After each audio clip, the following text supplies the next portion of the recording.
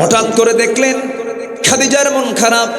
নবীর কাছে এসে বলছেন, ইয়া রাসূলুল্লাহ, কেমন যেন মনে হচ্ছে, আমি মনে হয় বাঁচব না।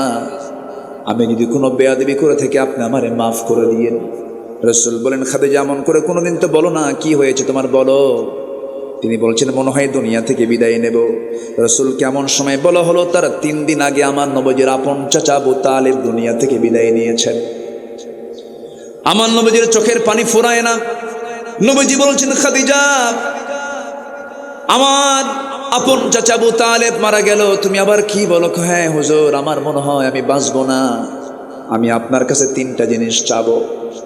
রাসূল অবাক হয়ে গেলেন, আমার খাদিজা কোনোদিন আমার কাছে কোনো কিছু চায় না, বরং খাদিজা তার সমস্ত সম্পত্তিগুলো আমার হাতে তুলে দিয়েছে।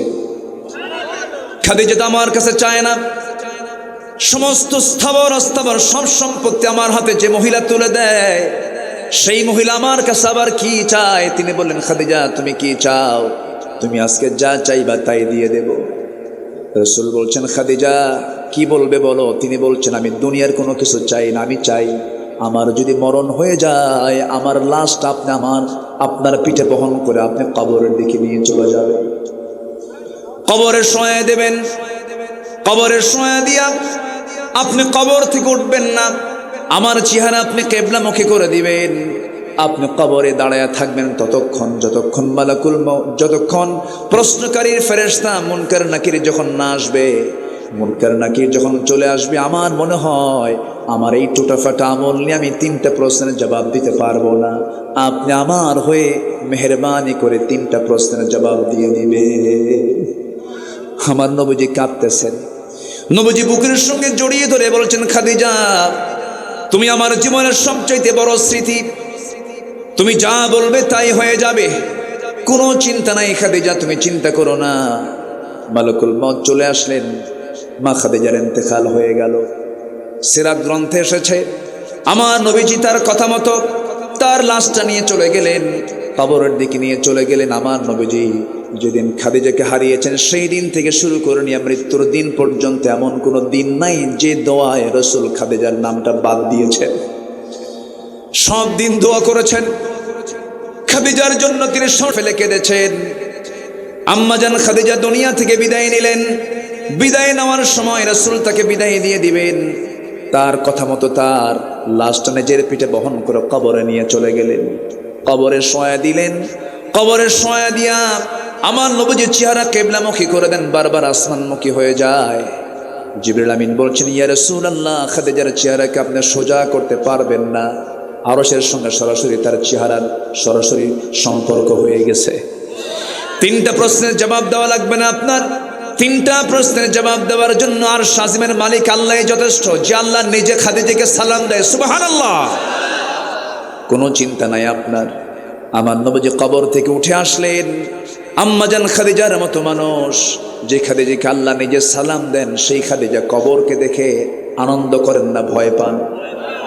কবরটা কি আনন্দের জায়গা না ভয়ের জায়গা? ওসমান জিন্নুরাইনের মতো মানুষ, ওসমান জিন্নুরাইনের মতো মানুষ, দুনিয়াতেই যিনি জান্নাতের সংবাদ পেয়েছেন, কবরের কথা মনে করলে পরে শিশুর মতো কাঁদতেন। কিসের মতো কাঁদতেন? শিশুর মতো হাওমাও করে কাঁদতেন। আমার বন্ধুগণ, আজকে আপনার বাবা গেছে, আজকে আপনার ছেলে গেছে, আজকে আপনার নাতি চলে গেছে, আপনার বউ চলে গেছে, আপনার ভাই চলে গেছে, আমিও চলে যাব। একটা কবর দেখে যদি শিক্ষা না পাই, ওই লোকের মতো পোড়া কপাল আর দুনিয়াতে কেউ নাই। আজকে আমরা যে মাহফিলে এসেছি, এখানে যারা বসে আছেন, কারো বাপ চলে গেছে, কারো মা চলে গেছে, কারো ভাই চলে গেছে, কবরবাসী হয়েছে।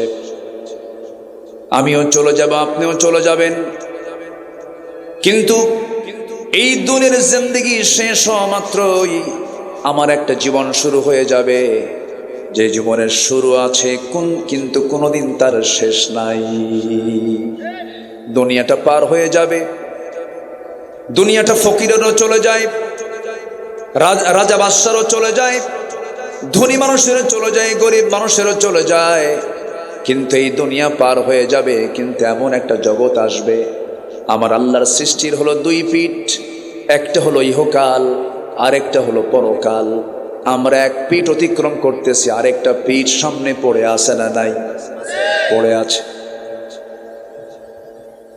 সেই আখিরাতকে সামনে রেখে আমাকে আপনাকে চলতে হবে। পরকাল কেন্দ্রিক চিন্তা আমার মাথায় নিতে হবে। আমার আপনার সবচাইতে বড় চ্যালেঞ্জ হলো, যেমন করে হোক মরার পর আমাকে বাঁচতে হবে কি থেকে বলেন? জোরে বলতে হবে। কি থেকে বলেন? জাহান্নাম থেকে। সবচাইতে বড় চ্যালেঞ্জ। জাহান্নাম আছে না নাই? আসতে বলবেন না, জাহান্নাম আছে না নাই? জাহান্নাম কয়টা? আমি কি প্রশ্ন করছি?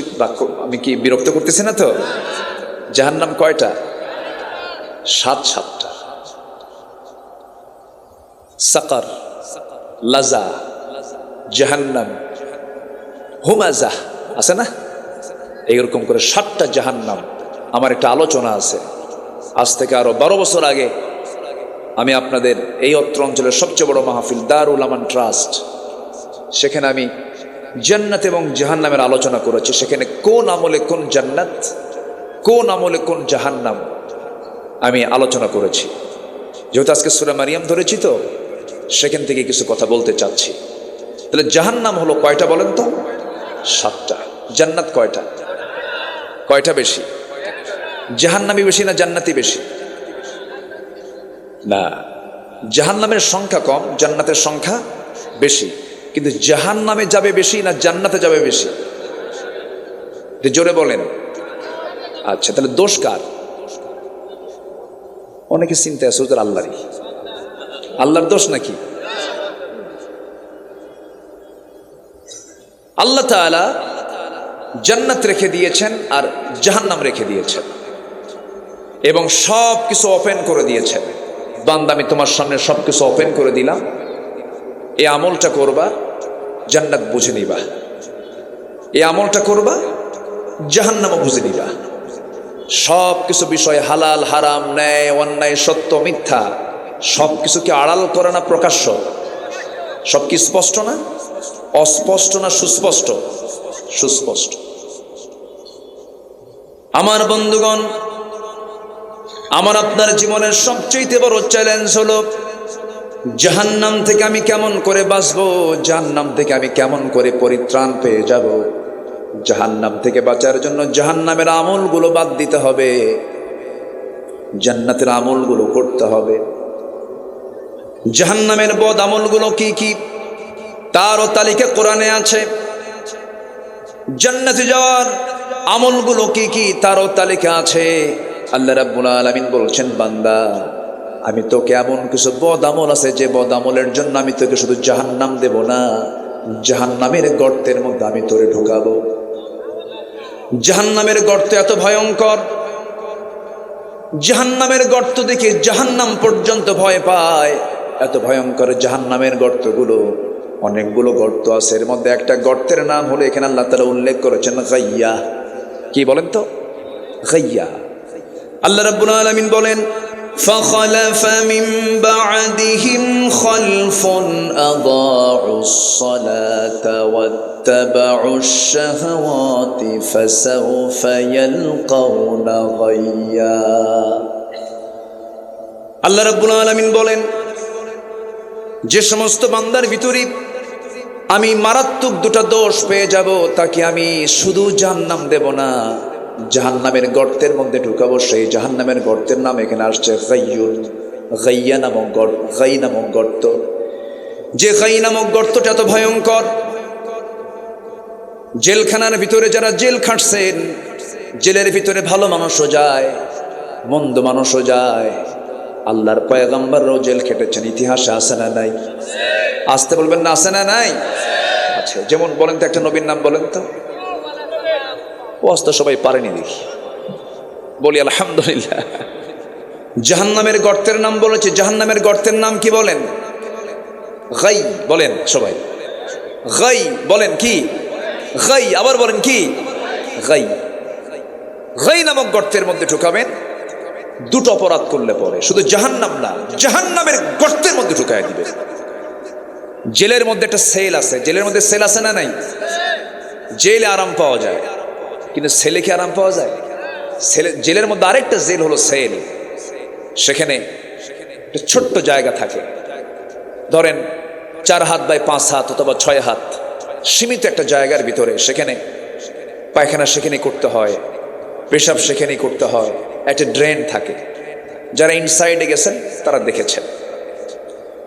এটা হচ্ছে সেল। তো আল্লাহ তাআলা বলছেন জাহান্নাম শুধু না, আমি তোকে জাহান্নামের গর্তের মধ্যে ঢুকাবো যদি দুটো অকাম করে আসিস। কয়টা অকাম? দুইটা অকাম। এক নম্বর হলো যারা নামাজকে নষ্ট করে ফেলেছে। আমার দেশে তো বেনামাজি নাই।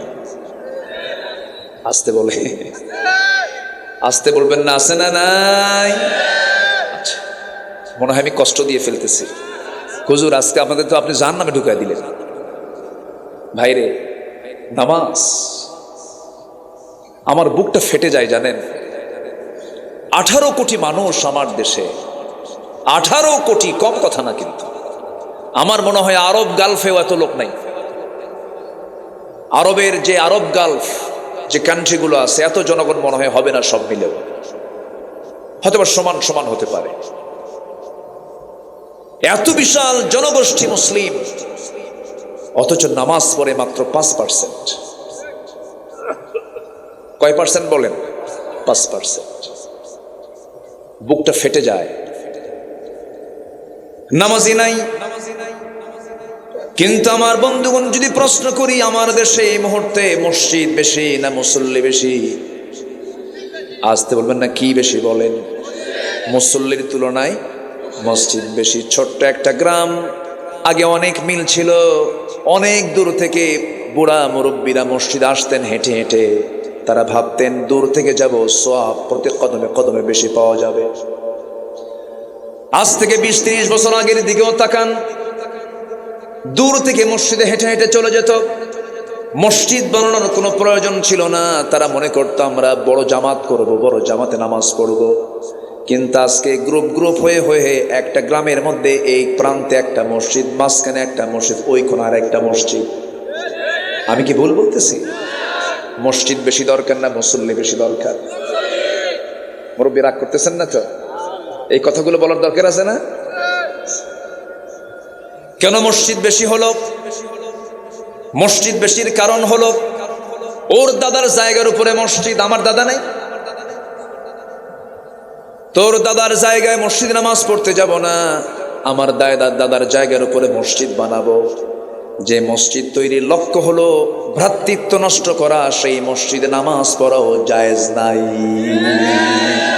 ঠিক কিনা? আমি কিন্তু কথাগুলো মেরে দিচ্ছি, যে দিক দিয়ে যায় সেদিক দিয়ে চলে যায়। ঠিক আছে না কথাগুলো? খালি টাকা আছে দেখি আপনি মসজিদে একটা জায়গা দান করবেন, এটা এতই সহজ। আমার রাসূল কিছু মসজিদের দেরার যেটা ছিল আগুন দিয়ে জ্বালায় দিয়েছেন রাসূল। মুনাফিকদের মসজিদে কি ধরায় দিয়েছেন? আগুন ধরায় দিয়েছেন। আমার বন্ধুগণ, আজকে মসজিদ ঘন ঘন, কিন্তু মুসল্লি নাই, নামাজের কোনো খবর নাই। ফজরের সময় আজান হয়, একটা গ্রামের 3টা মসজিদ থেকে আজান হয়ে যায়। আজান চলছে মসজিদ থেকে, মসজিদগুলো পাকা পাকা হয়ে গেছে, টাইলসওয়ালা মসজিদ। কিন্তু আমার নবীর মসজিদটা ছিল, সেই মসজিদটা পাকা না কাঁচা ছিল? কাঁচা ছিল। কিন্তু মসজিদ ছিল কাঁচা, ইমানটা ছিল পাকা। হারে কি পাকা ইমান ছিল তাদের! আমার নবীজি নামাজে দাঁড়াইছেন, মুসল্লিরা নামাজে দাঁড়ায় গেছেন। কি মজা পেয়েছেন নামাজের ভিতরে! এই গত রমজানে আমি আমার নবীর কবরের পাশে দাঁড়িয়ে নামাজ পড়েছি। নবীজির কবর থেকে মাত্র 20 হাত দূরে আল্লাহ পাক আমাকে বহুবার নিয়েছেন এই রমজানে। তারাবির নামাজ শেষ হয়ে গেল। তারাবির নামাজ শেষ হওয়ার পর সেই জায়গার কিছু ইমামদের সঙ্গেও পরিচয় আছে। আল্লাহ তাআলা এই ভাগ্যটা আমাকে দিয়েছেন আপনাদের দোয়ায়, আলহামদুলিল্লাহ। আব্দুর রহমান সুদাইসির নাম শুনেছেন তো? দেখা করেছি, কথা বলেছি। ডক্টর মোহসিন আল কাসিম, মদিনার যিনি ইমাম, তার সঙ্গে দেখা হয়েছে, কথা বলেছি, পরিচয় পর্ব করেছি। এই রমজানে আমার নবীর কবর থেকে মাত্র 20-30 হাত দূরে নামাজে দাঁড়ায় গেলাম। কিয়ামুল লাইল, নামাজ তো তারাবি হয়ে গেছে, এরপরে কিয়ামুল লাইল ইমাম সাহেব দাঁড়াইছেন। ইমাম সাহেবের বয়স হলো 90 বছর। কত বছর? আপনার বয়স কত হবে? 75 বছর। ওনার চাইতে 15 বছরের বড়। 90 বছরের বুড়া ইমাম, বয়োবৃদ্ধ ইমাম নামাজে দাঁড়ালেন, নামাজ শুরু করলেন। কিয়ামুল লাইল তিনি পড়াচ্ছেন 2 রাকাত। কিয়ামুল লাইল নফল নামাজ পড়তে সময় লেগেছে 39 মিনিট। যেরকম সুবহানাল্লাহ। ওটা কি নামাজ? নফল নামাজ।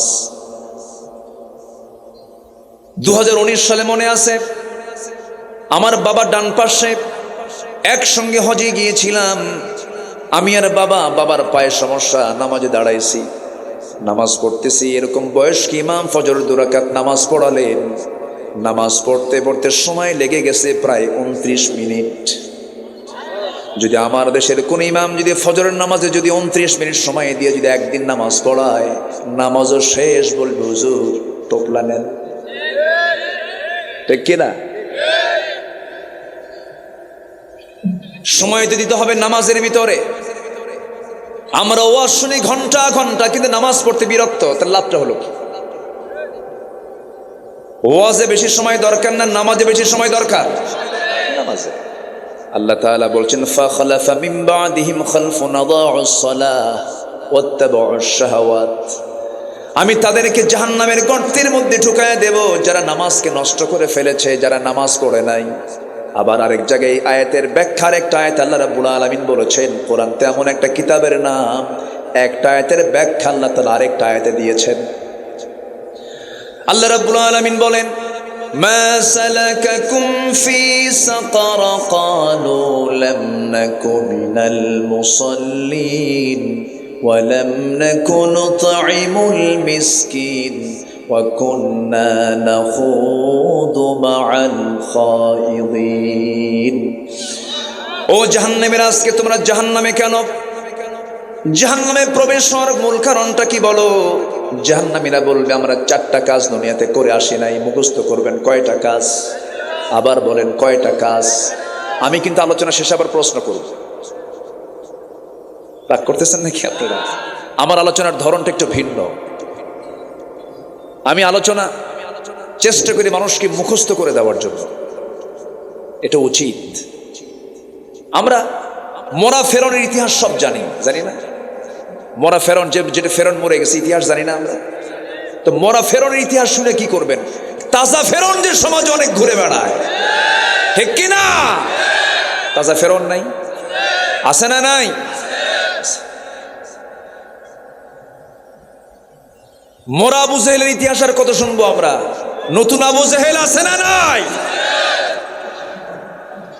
বসেন বসেন, এখানে বসেন, বসেন। এত সুন্দর মানুষ আপনারা, বলি আলহামদুলিল্লাহ। খুব ভদ্র চিত আচরণ আপনাদের, এবং আমি খুব খুশি হয়েছি যে আজকের মাহফিলে এখানে যারা কবরবাসী আছেন তাদের আত্মীয় স্বজনই বেশি। বলি আলহামদুলিল্লাহ।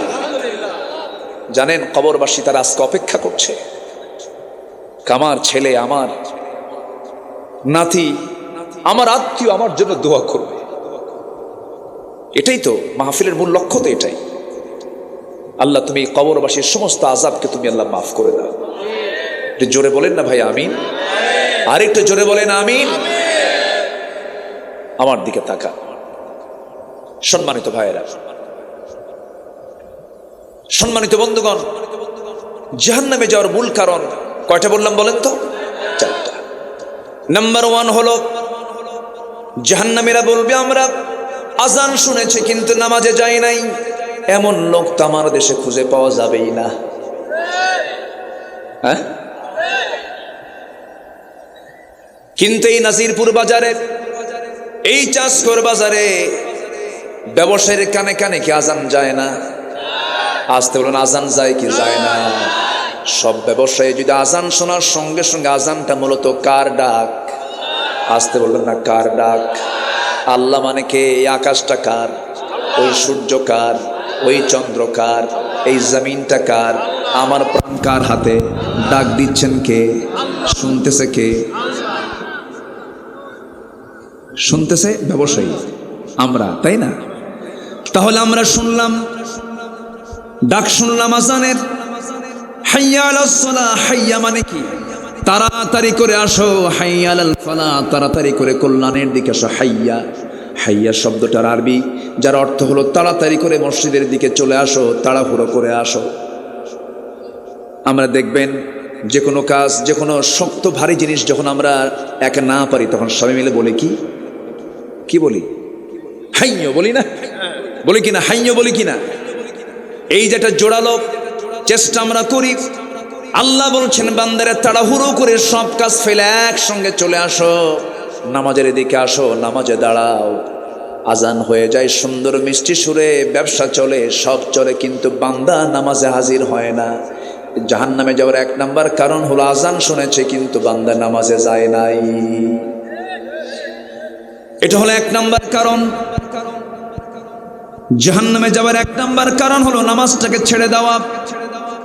নাম্বার 2 হলো জাহান্নামে যাওয়ার 2 নাম্বার কারণ হলো বান্দার হক নষ্ট করে ফেলা।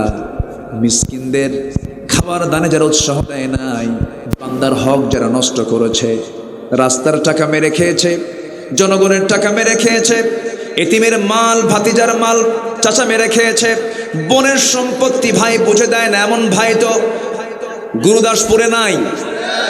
আসতে বলবেন না? আছে না? নাই বলবো? আবার যদি জমি যদি ভাগ করে দেওয়া লাগে দিবেন তো? তাহলে মাহফিল সফল। বলি আলহামদুলিল্লাহ। তাহলে 2টা কারণ বললাম। বনের সম্পত্তি মেরে খাওয়া যাবে? আসতে যাবে? যাবে।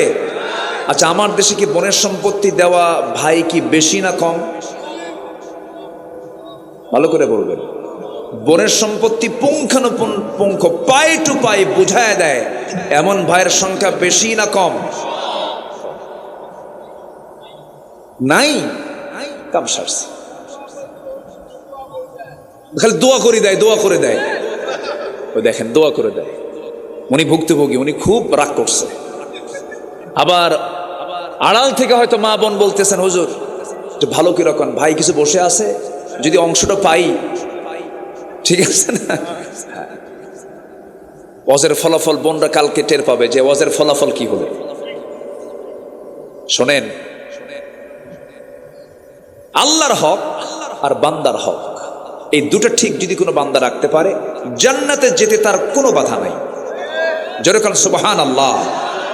কার হক? 1 নম্বর কার হক? আল্লাহর হক 1 নম্বর হলো নামাজ। 1 নম্বর কি বলেন? নামাজ। বান্দার হক আছে না নাই? আচ্ছা, আল্লাহ তাআলা কিন্তু ইচ্ছা করলে কবরের সব হিসাব নিতে পারতেন, কিন্তু আল্লাহকে সব হিসাব কি কবরে নেবেন? কোথায় নেবেন বলেন? সবাই বলেন। হাসরে। কেন এত টাইম কি দরকার? আল্লাহ তো কবরেই ফিনিশিং দিতে পারতেন, কিন্তু কবরে তো হিসাব ক্লিয়ার হবে না। কেন? আল্লাহর হক নহে। আল্লাহ বললেন তুই নামাজ পড়ছিস না, বিচার করে ফেললেন। কিন্তু যে বান্দা কবরে গেছে, ওর আত্মীয় স্বজন এখনো মরেই নাই, আসতে কয়। ঠিক কিনা বলেন? আবার ওই যে কাবিল প্রথম যে খুনটা করেছিল, ইতিহাস কিন্তু জানলে ওয়াজ শুনতে মজা লাগে। এখন ওই ইতিহাসগুলো যারা জানেন তারা জিনিসটা ক্লিয়ার হবে। প্রথম যে খুনটা করছিল সেটা কে? না, কাবিল। কে করেছিল? মারছে কাকে? হাবিলকে। যত খুন হবে সমস্ত খুনের একটা অংশ, একটা অপরাধের একটা অংশ কার আমলনামায় যাবে? ওই কাবিল পাবে। তাহলে এখন বলেন, তাহলে কবরে কি বিচার শেষ করা সম্ভব? না। তাহলে এই কবরের এখানে বিচার করলে তাহলে সঠিক বিচার হবে না। এই জন্য আল্লাহ তাআলা কায়েম করেছেন হাসর। কায়েম করেছেন কি? হাসর। হাসরে বিচার করবেন কে? আল্লাহ তাআলা। সব ডেকে আনবেন, সবগুলোকে গোছায় আনবেন। তাহলে জাহান্নামে যাওয়ার সূরা মারিয়ামের ভিতরে আল্লাহ তাআলা একটা গর্তের মধ্যে ঢুকাবেন। সেই গর্তের নাম কি বলেন তো? গাই। বলেন, আবার বলেন কি? গাই। কয়টা কারণে? 2টা। এর মধ্যে 1 নম্বর কারণ কি? নামাজ নষ্ট করা। আবার এইদিকে সূরা মুদ্দাসসিরে বলছেন 4টা কারণে বান্দা জাহান্নামে যাবে। এর মধ্যে 1 নম্বর কারণ কি? নামাজ। তাহলে এখানেও নামাজ, ওখানেও নামাজ। এরপর বলছেন বান্দার হক যারা নষ্ট করবে, বনের সম্পত্তি বুঝে দেয় না। বাবা মারা গেছে 1 যুগ আগে, কিন্তু ভাইরা শুধু তাল বাহানা করে, বোন যখন মাঝে মাঝে আসে, বোনকে পাম্পট্টি দেওয়ার জন্য কাঁচা গোল্লা নিয়ে আসে। নাটোরের সেই রেল স্টেশন থেকে কাঁচা, কি রেল স্টেশনে না, হ্যাঁ হ্যাঁ নিচা বাজার থেকে নিয়ে আসে। নিয়ে এসে বোনকে বলে, বোন বসো।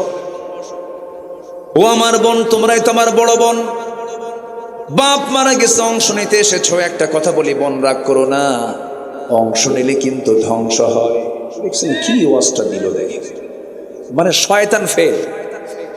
এরকম আছে না ভাই? এরকম ভাই আছে না?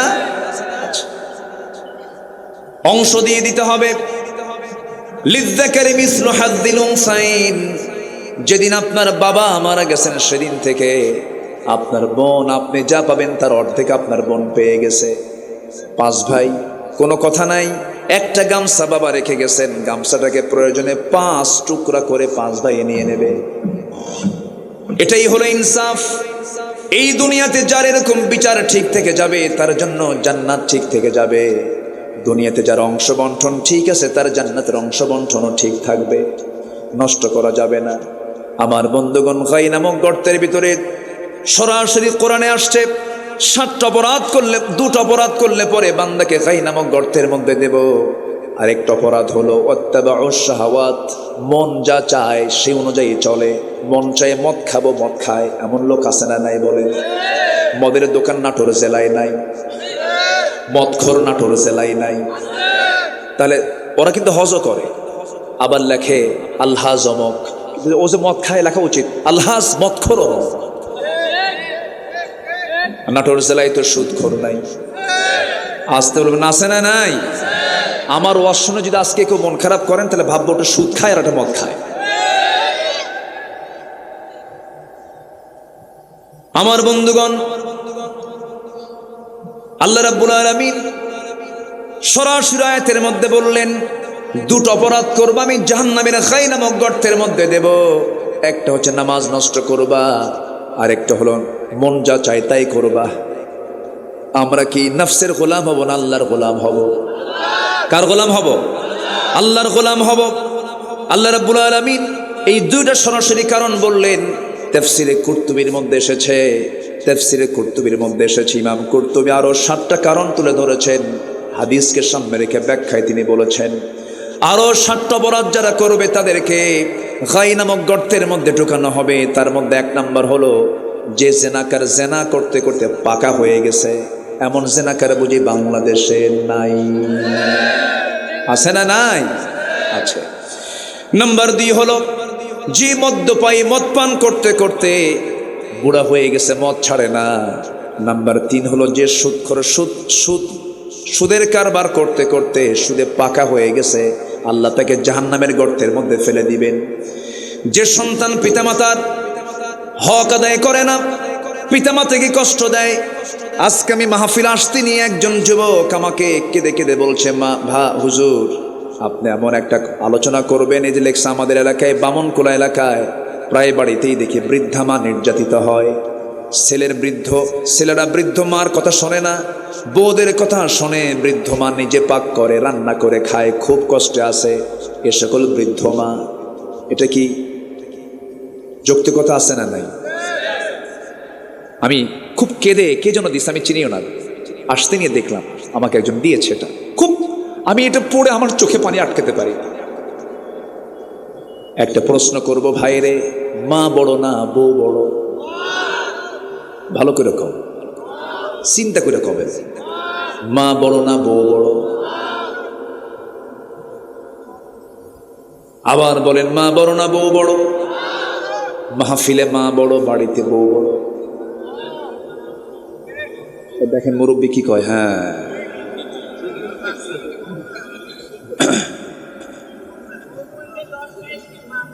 তুমি তো বিয়ে করো না, বুঝবা কি? বুঝবা কিছু? আগে বিয়ে করো তারপরে বুঝবা, ঠিক কিনা? এমনও কিছু বৌমা আছে যাদের আচরণে শ্বশুর থরথর করে কাঁপে, আছে কিনা? আছে না নয়? আপনি স্বামী, আপনার এগুলো মাথায় রাখতে হবে, এগুলো মাথায় রাখতে হবে। বৃদ্ধা মা, উনি রান্না বান্না করে খাবেন একা একা, হাজারো গন্ডগোল লাগুক এটা হারাম, হাজারো ভুল হয়ে যাক, মা ভুল হলে ওটা আইন, বাপ ভুল করলে ওটাই আইন, কোনো কথা বলা যাবে না। যে সন্তান বাপ মার বিরুদ্ধে বিচার চায় ওটা অবাধ্য কুপুত্র, ওটা ঠিক কিনা? লজ্জা শরম নাই ওগুলো লজ্জা শরম নাই। কিন্তু মা কিন্তু কাউকে বলে বেড়ায় না, মা বলে না। মাকে আপনি যদি বলেন মা তোমাকে নাকি তোমার ছেলে এরকম করে, না আমার ছেলে খুব ভালো, আমি কি ভুল বলতেছি? মার কলিজা তোমার মতো না, মার কলিজা হচ্ছে আকাশের মতো উদার। মার সঙ্গে নাফরমানি করা যাবে না। যে সন্তান বুড়াকালে বাপ মাকে দেখার সময় পায় না, বিভিন্ন ব্যবসার অজুহাতে, চাকরির অজুহাতে, এগুলো হারাম, তার কোনো কাজে বরকত হবে না। আমার বন্ধুগণ, পাহাড়িয়া গর্তে তিনজন যুবক একটা সফরে রওনা দিয়েছে। প্রচন্ড ঝড়, গর্তের মধ্যে গিয়ে আশ্রয় নিয়েছে। আমার নবীজি এরকম করে একদিন আলোচনা করছিলেন। আলোচনার মাঝেই আমার নবীজি বলে ফেললেন, সাহাবীরা, বনি ইসরাইল গোত্রের তিনজন যুবক তারা পাহাড়ি একটা গর্তের মধ্যে ঢুকে পড়লো। প্রচন্ড ঝড় শুরু হয়ে গেছিল। এমন সময় বাঁচার জন্য আশ্রয় নিল গর্তের ভিতরে। প্রচন্ড ঝড় যখন শুরু হয়ে গেল, সাথে ঘন বৃষ্টি শুরু হয়ে গেছে। পাহাড়ি ঢলে উপর থেকে বিশাল ওজনের একটা পাথর এসে ওই গর্তের গুহার মুখে এসে আটকে যায়। মৃত্যু ছাড়া কোনো গতি ছিল না তাদের। এমন সময় তিনজন যুবক চোখের পানি ফেলে ফেলে কান্দে, আর আল্লাহর কাছে তিনজন তিন দিক হয়ে বসে গেল, দোয়া করতেছে। আল্লাহ, এক যুবক দোয়া করে, আল্লাহ জীবনে তেমন কোন আমল করতে পারি নাই, তবে একটা রাত আমি চেষ্টা করেছি আমার যৌবনকে কন্ট্রোল করার জন্য। আমি আমার চাচাতো বোনের ঘরের মধ্যে ঢুকলাম, তার সঙ্গে আমি জিনা করব। আমি তার বুকের উপর উঠে গিয়ে বসেছি। এমন সময় আমার সেই বোনটা বলল, ভাই রে, আমি তুমি দুজন যদিও ঘরের মধ্যে নির্জনে কথা বলছি, জেনার কাছে লিপ্ত হয়ে যাচ্ছি, কিন্তু জানো সবচাইতে বড় রাজ সাক্ষী কিন্তু আমার আল্লাহ দেখতেছেন। সঙ্গে সঙ্গে, ও আল্লাহ, আমি জেনার কাছ থেকে নিজেকে দূরে রেখে চলে এসেছি, জেনার কাছে লিপ্ত হই নাই। নাম্বার 2 যুবক, সে আল্লাহর কাছে প্রার্থনা করছে, আল্লাহ, আমি একজন লেবার নিয়েছিলাম কাজের জন্য, শ্রমিক, সকাল সন্ধ্যা কাজ করলো। সন্ধ্যার সময় আমি তাকে তার পাওনা দিয়ে দেব, কিন্তু আমি ছিলাম না, সে পাওনা না নিয়েই চলে গেল।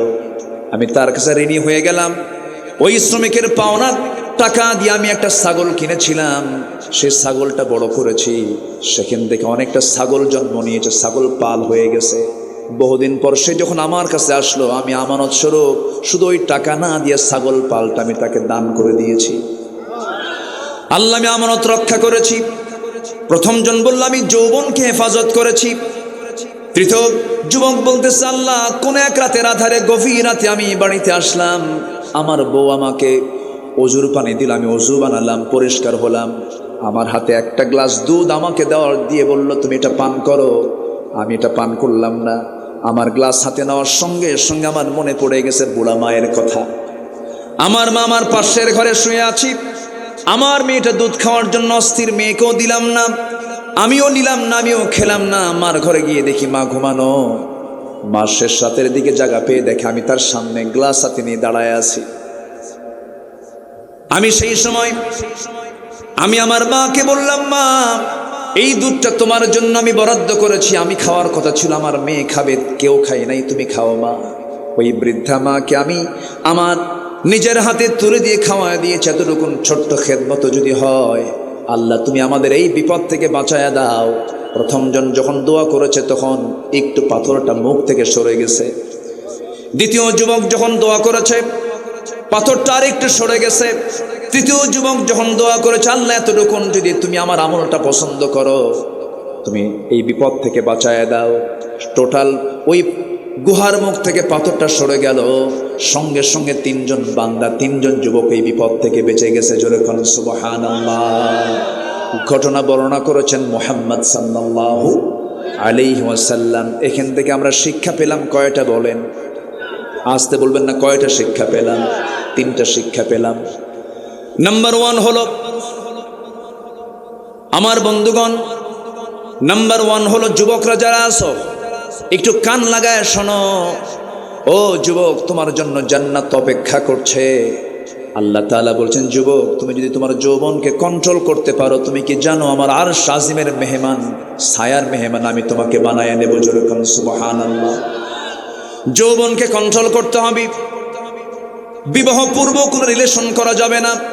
আল্লাহর কসম করে বলি, আমার চোখে এ পর্যন্ত ধরা পড়ে নাই অবৈধ রিলেশন করে সম্পর্ক গড়ে যদি কোনো সংসার জীবনে যদি কেউ পদার্পণ করে, অন্তত ওই সম্পর্কের সংসার থেকে কখনো আল্লাহর ওলি কখনো বের হতে পারে না। এই জন্য নোংরামির কাছে যাবা না, অবৈধ কাছে যাবা না। নাম্বার 2 শিক্ষা হলো, আমানতকে কখনো খেয়ানত করা যাবে না। চুল পরিমাণ আমানতের খেয়ানত করা যাবে না, ওয়াদা ভঙ্গ করা যাবে না, কথাকে এলোমেলো করা যাবে না। এটা এলোমেলো করলে ইমানের যে হক নষ্ট হয়ে যাবে। নাম্বার 3 হলো, সবার বাড়িতে মা বাবা আছে না নাই? বলেন, আসতে বলবেন না, মা বাবা আছে না নাই? মা বাবা আছে। এখন বলেন, ভালো করে বলেন তো, মা বড় না বউ বড়? এটা জোরে বলতে হবে, আরো জোরে বলেন, কে বড়? মা বড়। আমার ভাইয়েরা, মার দিকটা খেয়াল করতে হবে, বাবার দিকটা খেয়াল করতে হবে। আরেকটা প্রশ্ন করব, সবাই বলেন তো, মা বড় না আব্বা বড়? মা বড় না বাপ বড়? আচ্ছা, মা বাবা যদি নামাজে দাঁড়ায়, ইমাম কি হবে? কেন মা বড় না? হ্যাঁ, বলি আলহামদুলিল্লাহ, জোরে বলি আলহামদুলিল্লাহ। তাহলে যিনি ইমাম হন তার দাম কি কম? আচ্ছা, আদম সিনিয়র না হাওয়া সিনিয়র? বলেন বলেন, আদম সিনিয়র না হাওয়া সিনিয়র? আদম সিনিয়র না? যে সিনিয়রের দাম বেশি না জুনিয়রের দাম বেশি? এখন সমাজ চলছে সিনিয়র দিয়া না জুনিয়র দিয়া। এজন্য কেউ কাউরে দাম দেয় না, কেউ কাউরে দাম দেয় না। জুনিয়র যদি সিনিয়রের মর্যাদায় বসে তাহলে সমস্যা না? সমস্যা। আকলমান ইশারা বাসাত। সম্মানিত ভাইয়েরা, পৃথিবীতে একজন নবীর নাম বলতে পারবেন না যে নবী একজন নারী ছিলেন। পৃথিবীর কোন ইমাম নারী হতে পারবে? আর কি বুঝাবো আপনাকে? মার দাম তো আছেই, কিন্তু মা যেখানে সেখানেই থাকবেন। মেয়েরা কথা কম বলে না বেশি বলে? মেয়েদের মধ্যে কথার ঘনত্ব কম না বেশি? আর পুরুষদের মধ্যে কম। মেয়েরা কথা বলে দিনে 5000 শব্দ। মেয়েরা কথা বলে 5000, পুরুষরা কথা বলে মাত্র 2000। কয় হাজার বেশি? বেগুন কিনছেন, পোকা বেগুন, বৃষ্টির দিনের বেগুন, বাড়ি নিয়ে গেছেন, বটিতে কুটতে নিয়ে দেখে যে পোকা বেগুন। ওই পোকা বেগুনের তফসির হবে একটানা 3 ঘন্টা। আল্লাহ তাআলা মেয়েদেরকে এরকম করে বানাইছেন। ওটা শুনবেন আর মুস্কি মুস্কি হাসি মারবেন, কহ তোর তফসির আমি শুনি। এটা মেয়েদের নেচার, এটা রাগ করা যাবে না। হ্যাঁ হ্যাঁ, শোনাই লাগবে, উপায় নাই, শুনতেই হবে। বলেন তো, বউ বড় না স্বামী বড়? ভালো করে কম। হ্যাঁ, ওই দেখেন বউ বড়, উনি কিন্তু আগে মেরে দিছে। বউ কোনো অংশ কম না। আচ্ছা, বইয়ের কথা শোনেন না আপনারা? বইয়ের কথা শোনেন না আপনি? শোনেন তো, উপায় নাই তো, আমিও শুনি, আপনি শোনেন না? সবাই শোনে। বইয়ের কথা না শুনে তো উপায় নাই, খালি তাফসীর করে না। শুনতে হবে। মেয়েরা কেন কথা বলে বেশি জানেন? এটার কারণ আছে। আমার মার আবার মন খারাপ করে না। আচ্ছা, বাচ্চা লালন পালন করে মা না বাবা? মা। আচ্ছা, বাচ্চারা কি এক কথায় থামে? এক কথা কবার বলা লাগে? 10 বার না সারাদিন? বাবা থাম, বাবা থাম, ও বাবা থাম, এই যে এটা নে ওটা নে, বাবা থাম, বাবা থাম। মা সারাদিন বলতেছে, কোনো ক্লান্তি আছে? কোনো ক্লান্তি আছে?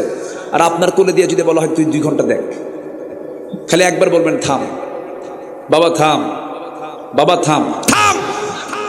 কি কথা বোঝেন নাই? তাহলে মেয়েদের যে আল্লাহ তাআলা কথা বাড়ায়া দিয়েছেন এর কারণ যুক্তি আছে না নাই? আল্লাহ আল্লাহু আকবার। আল্লাহ যাকে যেটা ডিপার্টমেন্ট দিয়েছেন সেই ডিপার্টমেন্টে সে কাজ করবে। বলি আলহামদুলিল্লাহ।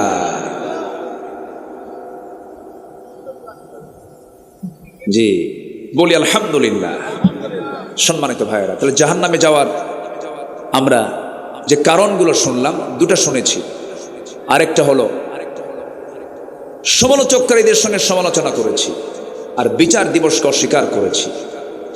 এই চারটা কারণ সূরা মুদ্দাসসির আল্লাহ তাআলা বলেছেন।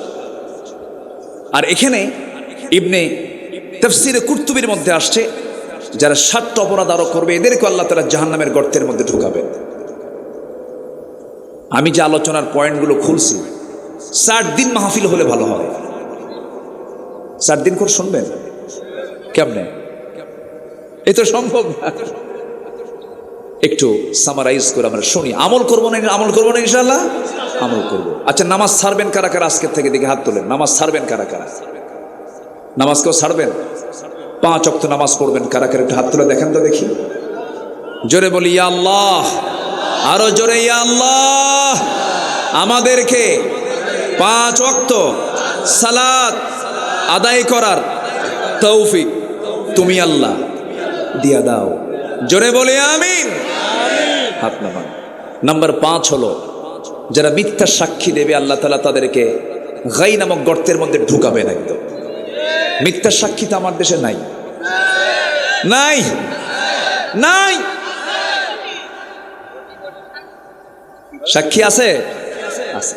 মিথ্যা সাক্ষী দেয়, মিথ্যা সাক্ষী দিবেন, এই যে গর্তের মধ্যে ঢুকায় দিবেন। কে ঢুকায় দিবেন? আল্লাহ ঢুকায় দিবেন। মিথ্যা সাক্ষীকে আল্লাহ ঢুকায় দিবেন জাহান্নামের গর্তের ভিতরে। আপনি একজন নিরপরাধ মানুষের বিরুদ্ধে মিথ্যা সাক্ষী দিলেন, সে জেলখানায় পচে মরল, তাকে ফাঁসিতে মেরে ফেলা হলো। কিন্তু আপনি মিথ্যা সাক্ষী দেওয়ার কারণে ওই লোকটা যে নির্যাতিত হলো, তার বাড়িতে বাবা আছে না নাই? তার হক আছে না নাই? বাড়িতে বউ আছে না নাই? তার হক আছে না নাই? বাড়িতে তার ছেলে মেয়ে আছে না নাই? তার হক আছে না নাই? এই সমস্ত হকগুলো নষ্ট করলেন আপনি। আপনি নষ্ট করেছেন, উল্টা জাহান্নামে ঢুকতে হবে। মিথ্যা সাক্ষী দিবেন, কবর আছে না নাই? আচ্ছা আমার ভাইয়েরা, আমি আপনি কেউ যাব, কেউ থাকবো না, দুনিয়া থেকে বিদায় নিয়ে নেব। আল্লাহ পাক আমাকে আপনাকে যে কোনো মুহূর্তে দুনিয়া থেকে উঠায় নেবেন। মালাকুল মউত প্রত্যেক দিন তাফসীর এসেছে, প্রত্যেক বান্দার কাছে 5 বার করে আসে। কয়বার করে আসে? 5 বার। ওনার কাছে 5 বার, আমার কাছে 5 বার, ওনার কাছে 5 বার। তাফসীর আসছে 5 বার করে মালাকুল মউত দেখে যায়, মাথা থেকে পা পর্যন্ত দেখে যায়। কিন্তু আল্লাহর তো অর্ডার নাই। আল্লাহ তাআলা অর্ডার যেদিন দিবেন সেদিন 5 বার আসা লাগবে না, আসা লাগবে মাত্র কয়বার? একবার আসবেন, জান কবজ হয়ে যাবে। কোনো রাজাও বাদ যায় নাই, কোনো নবীও বাদ যায় নাই, কোনো কাফেরও বাদ যায় নাই। সব একদিন মালাকুল মউতের সামনে মুখোমুখি হতে হবে।